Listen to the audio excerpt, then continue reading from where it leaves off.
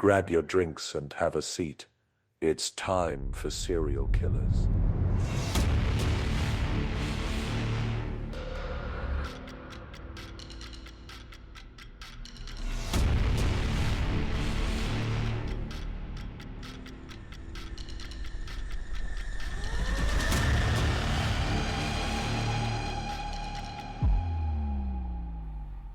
Hello.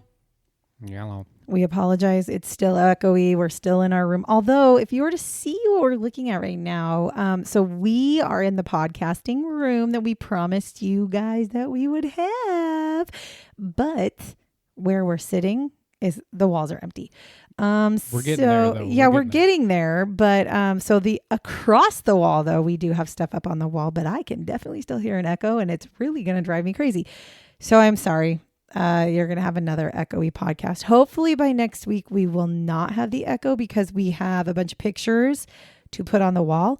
My honest opinion, I don't think they're going to stop the echo. So I think we're going to have to figure out another thing to put on the walls, but it might help a little bit.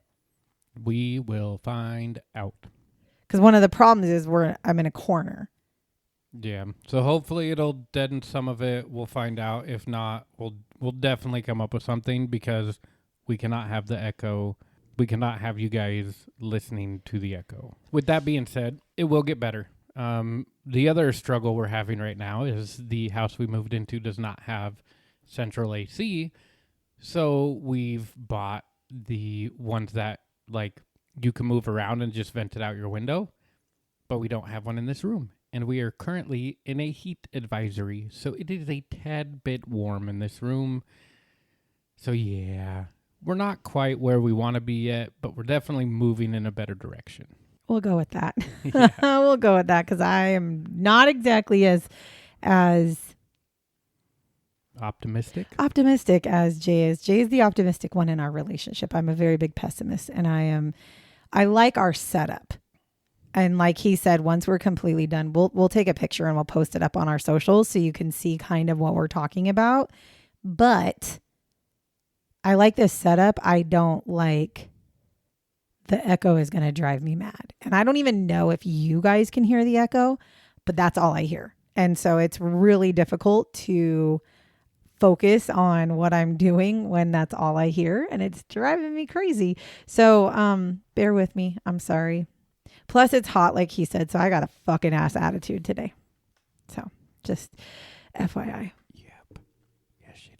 Anyways, if you're new here, I'm T. And I'm Jay. And we are here to tell you about serial killers. We also like to tell you a little bit about what we're drinking every time that we have these little podcasts. Yeah, sure. And if you rewind about, 30 seconds when I said we are in a damn heat advisory for where we live, it is in the 90s, and that is hot for us. That is hot. We are Pacific Northwesterners. Yeah. And when you move from a house that has central AC all year round, you can have AC or heat or whatever. And then you move into a home that has no air conditioning. And then you have a 90 something degree heat advisory. And then you realize that where you live, like majority of your bedrooms are upstairs where heat rises. It's easily 85 degrees. Easily 85 degrees in these rooms and no air conditioner. We do have an air conditioner for our bedroom though. But the crazy thing is, it's not like we moved into an old house. A lot of the houses in the areas where we were looking just don't have air conditioning for central air. It's interesting. Yeah. And I know it's a first world problem. Like I understand that. Yeah, totally. But it's just hot. It's just hot. So here we are. Now that we've went on that rant for a second time, I'm drinking water. Me too. That's just what it is. Yeah, so, but Jay's drinking special water. I've got Crystal Light in mine because I don't like the taste of water. Because he's weird. Yep. So, but I need my H2O because I'm sweating it out as much as I'm taking it in. Yeah, and I'm drinking water too, but mine is just plain old water. Plain old water. I'm drinking in a big 32 ounce cup with my fancy, ice. My fancy nugget ice in my GG cup because my granddog gave that to me. So there it is. So that's what we be drinking. That is what we're talking about, what we're drinking. So that's true. Now time to get into what you all came here for. Well, maybe they come to listen to what we're drinking. You never know. You Doubt never know. If they came for what we were drinking, I'd be sponsored by Milo's. No, what you came to hear me tell you is a story about a serial killer. And this serial killer's name, we're talking about Stephn Akinmurele. Now, I am going to side note this really quick and tell you that a lot of these serial killers that some of you are listening to, if you're new here, you'll understand. I don't like to do the well-known ones. I very rarely do well-known ones because they've just been overdone. So if you're new here and you're like, I've never heard of him, good. I don't want you to hear of him. I want to tell you the story about him. Normally, fucking for the last how many episodes, I've had to trigger warn. I do not have to trigger warn this. Yes.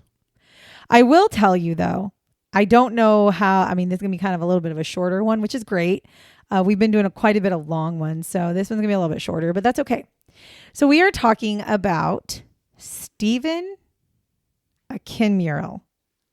Yeah. I apologize if I'm saying that wrong. Hey, we had to Google how to say his There's name, a reason why. So his nickname is the Cul-de-Sac Killer. And he has 5 victims. Murder dates are 1995 to 1998. And the locations of his murder are... In an intersection. No.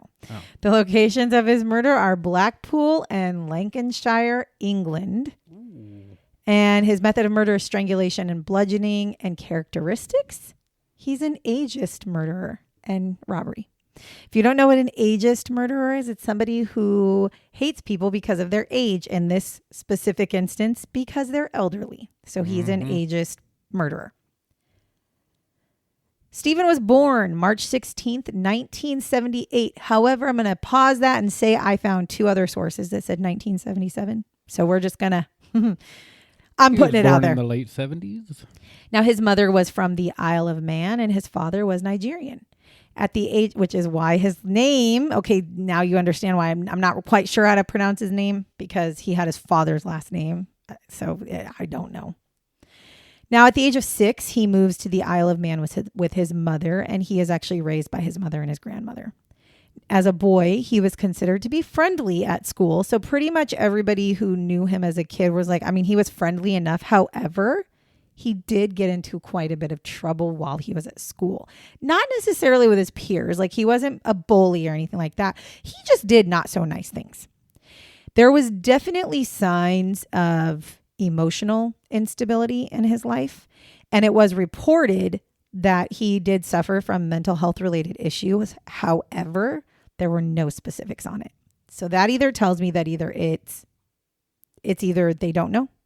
So they either don't actually know what he suffered from, or he was never formally diagnosed, but they had suspicions. But obviously there was no diagnosis. By the age of 11 years old, he had reportedly started committing crimes against elderly people already. So from a very young age, he did not like elderly people for whatever reason. Again, no specifics on what the crimes were, but there were a few sources that said that they were more like petty theft. Like he would go to elderly people's homes and steal from them. Now, teachers and peers also said that they did, even though he was friendly to them, they did witness violent outbursts from him. And they also noticed, his teachers in particular noticed, that he had an extreme hatred of older people, like hated them profusely. Now, that's all I have. That's all I have for his young years. Again, not a lot of, this is why it's going to be a shorter one. Not only is he not very well known, I'll say this very much. He's oftentimes referred to as the forgotten serial killer because he's not very well known, but there's also not a lot of information about him. So it's really hard to piece together this information when there's not a lot out there. However, when he turns 18 years old, he is now living on the mainland. And so he's no longer living with his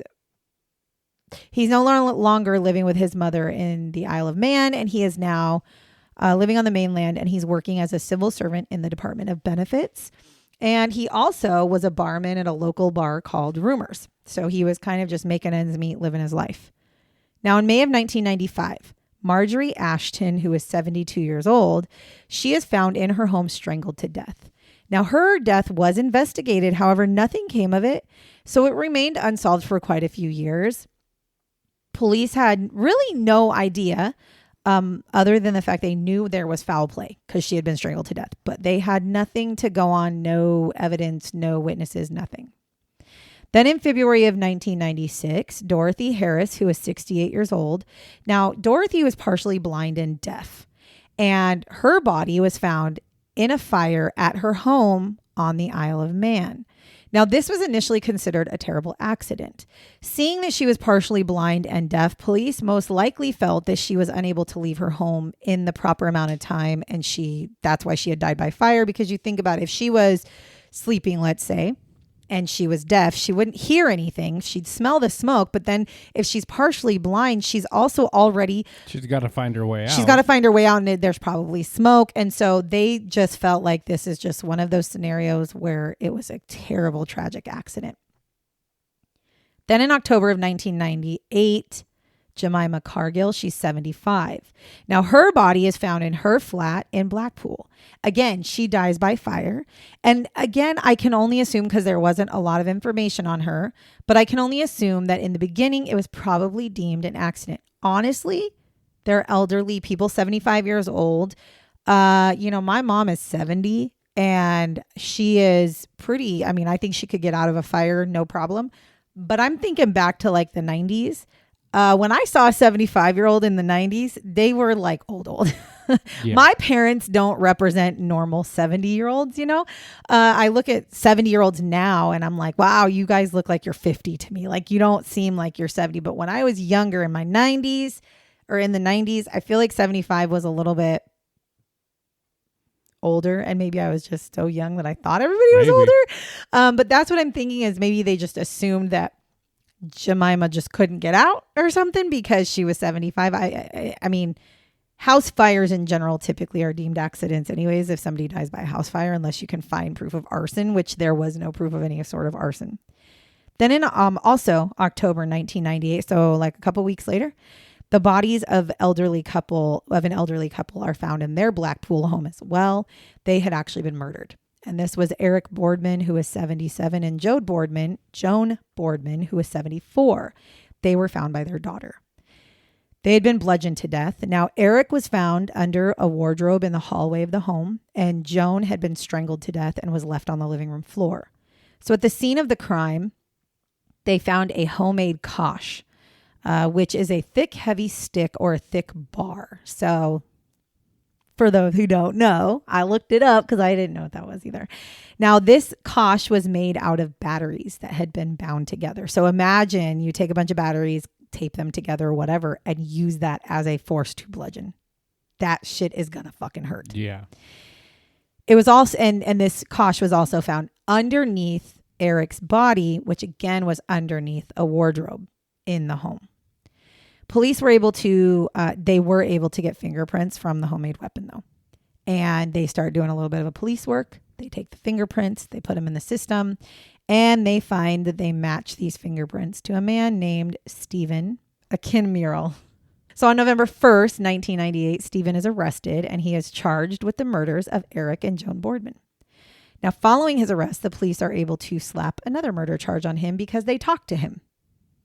And as they're talking to him, they realize, we might have something here. And they charged him for the murder of Jemima Cargill.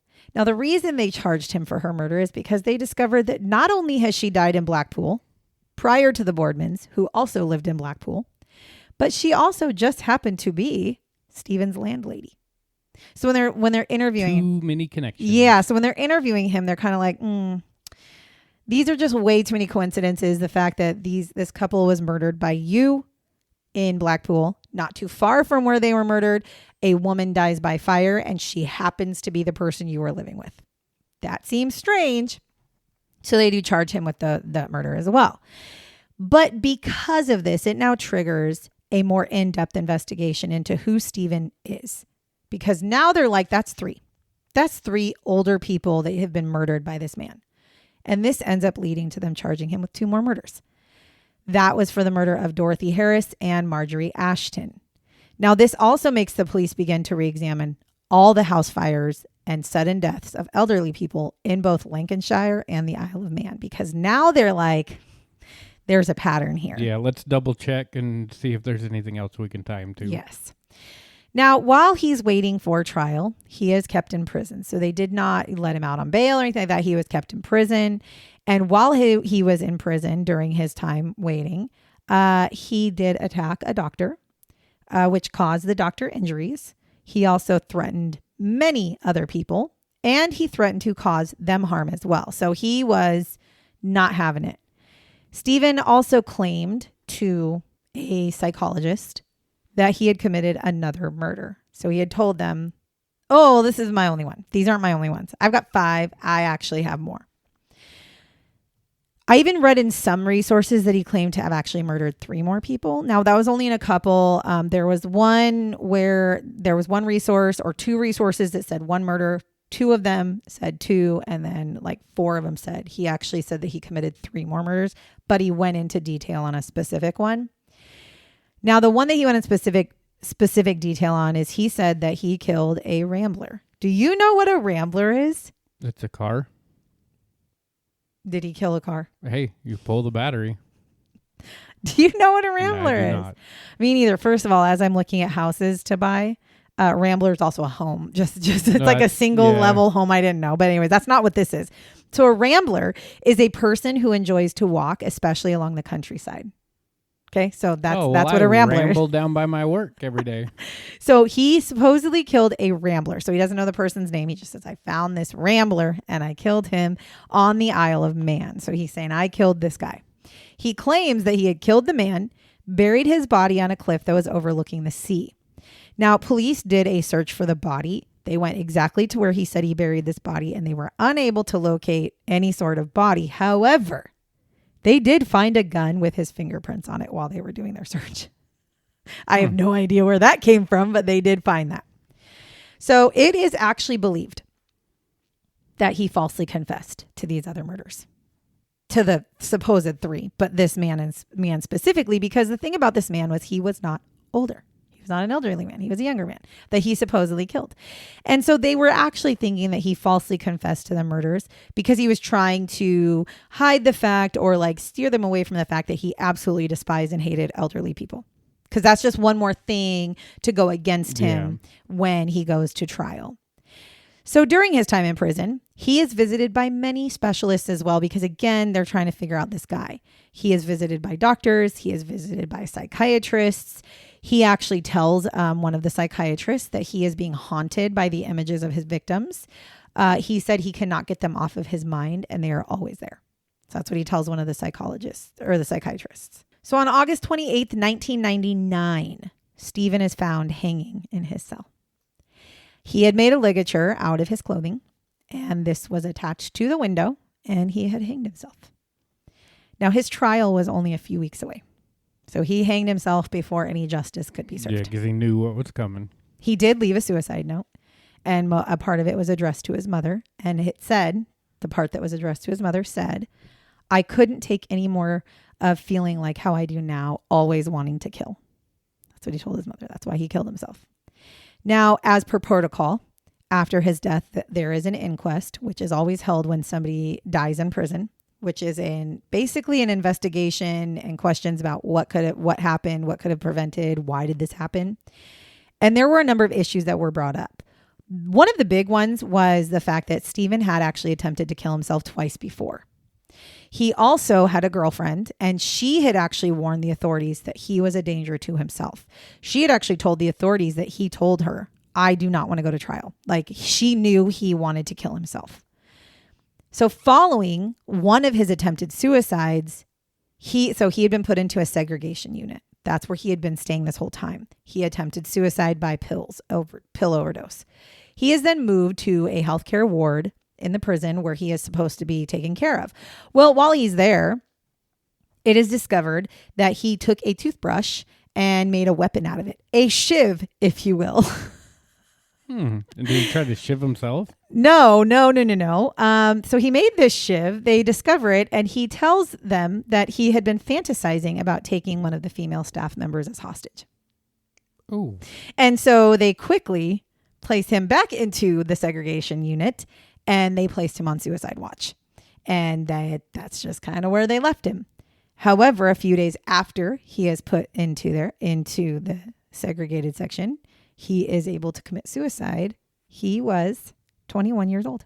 So his suicide prevention or observation that the prison put him under didn't work very well. That was one of the big problems, is they basically wanted to look at them and say, okay, so you had this guy who attempted suicide. You brought him to the health unit, and instead of taking him and maybe putting him in the psychiatric unit or putting him in a better suicide watch, you left him in a segregated unit where he took his own clothing and killed himself.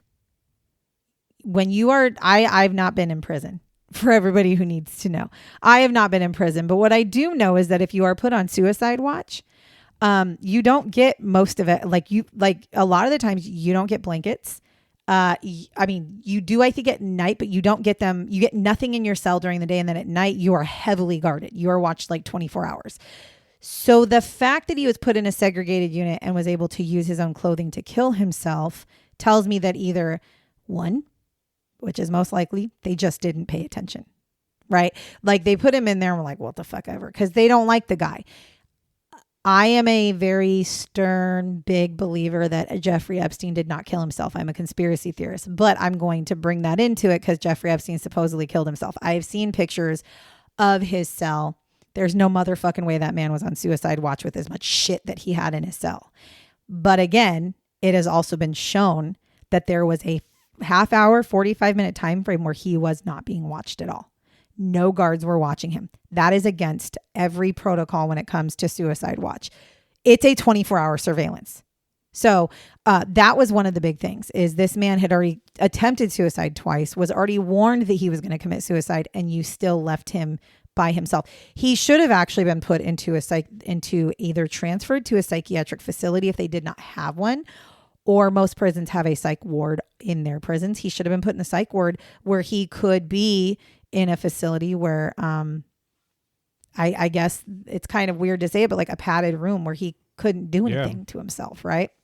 Or if anything, don't put him in a room that has a fucking window with bars. Put him in a room that has no window, which I know sounds harsh, but you're trying to save him from killing himself. But again, I don't think there was that much thought put into it because they already had made their mind up that this man was guilty regardless. Yep. But what blew my mind was the fact that he was 21 years old. Yeah, that's one young ass. Young. Yeah, that is one young ass, very disturbed person. So that's the story of Stephn. I do have just a couple of shots though. And it is so goddamn hot in here. I'm like profusely My eyeballs are sweating.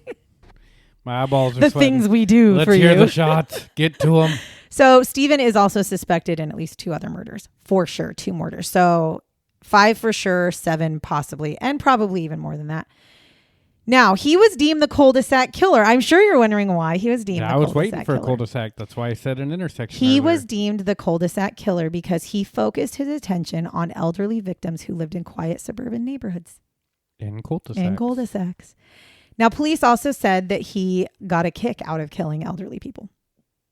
Like, he actually thought it was funny. He actually thought it was like whatever.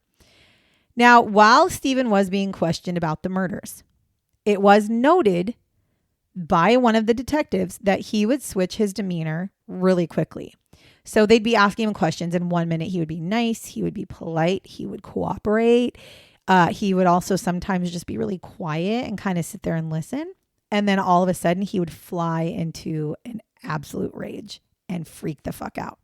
One of the detectives that was in the interviews actually had said it was terrifying to watch him do this. And he said, I quote, he was one of the most dangerous men I've ever met because of how quickly he could change his demeanor. Police did look into cases that dated all the way back to 1994. And they found many that they believe could actually be Stephen's victims. But again, there's really no way at this point to link him. It's just the similarities between people that they have found from 1994 on. And finally, I told you Stephn wrote a suicide note. Part of it was to his mother. Here is what his suicide note said before the part to his mother. It said, I can't help the way I feel. What I did was wrong. I know that and I feel for them, but it doesn't mean I won't do it again. I'll keep on having this feeling. I'm going mad because I can't take any more of this, and that's why I'm saying goodbye. So here's my thing. I am not a proponent of people killing themselves, obviously, but in this scenario, I can't say I'm that mad about it. No, but at the same time, I feel like there could have been something done psychological wise that might have been able to help him. Well, and the part that makes me really mad is there's no justice to the families. Right. So the part that made me mad is, sure, he's gone, so he'll never be able to get out, because most likely there's a chance he could have gotten out. I mean, to be fair, we've seen stranger things happen. So there's a chance he could have gotten out, but now he can never get out. He can never hurt people again.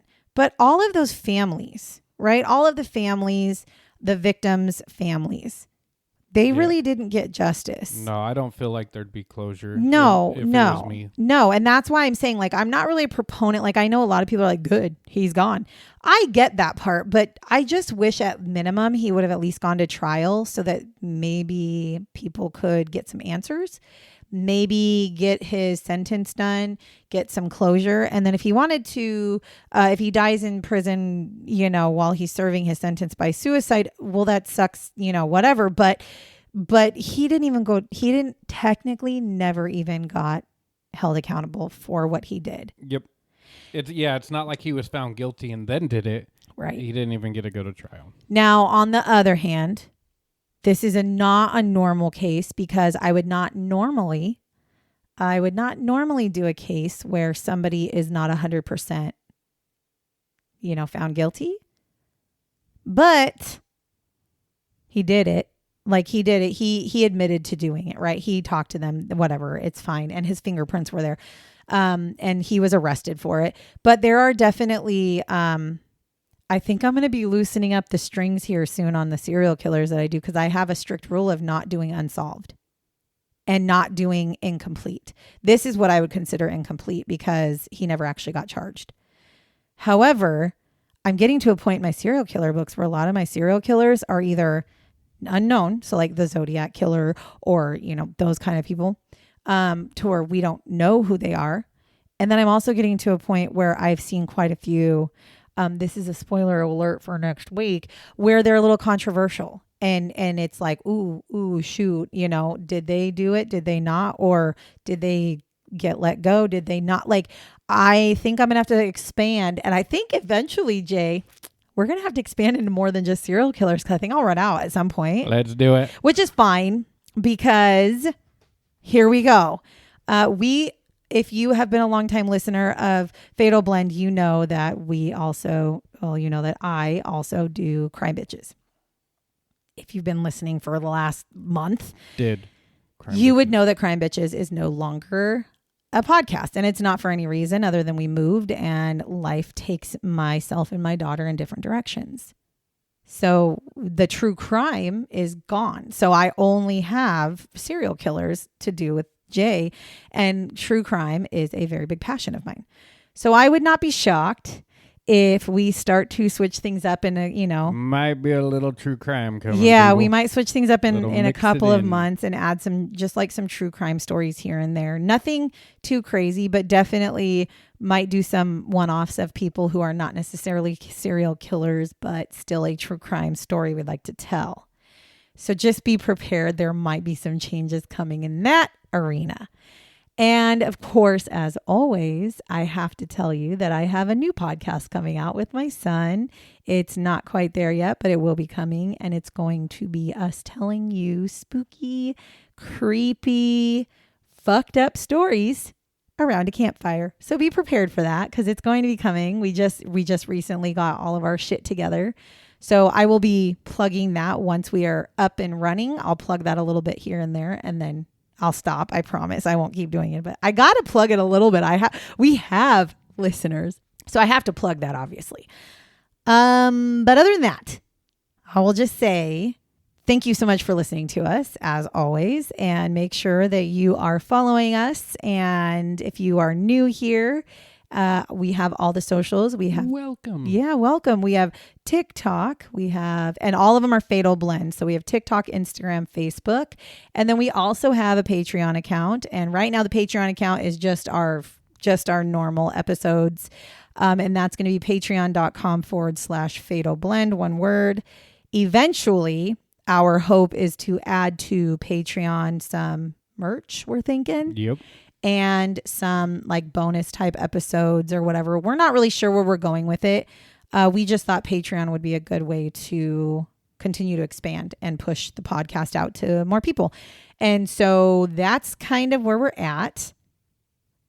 So follow us on any of those things. And if you are not currently following us on whatever device you're listening to us on, click the plus button and then you'll follow us. And then every Thursday it'll pop up at like midnight and be like, hey, Fatal Blend just posted a new episode. And then you just go and like watch it or you just go and listen to it. Yeah, there ain't no watching it because days like today is why I don't video because I'm just chilling in a pair of shorts and you don't want to see the sweat. Just saying. Yeah, I don't know if video will ever come, but you might just love my voice and Jay's voice and just the way Definitely the way that we interact and talk and the fact that we're both sweating our fucking asses off in here.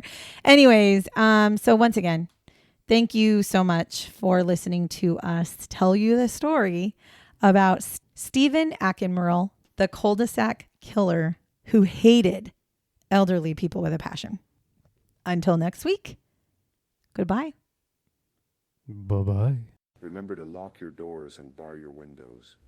Until next time.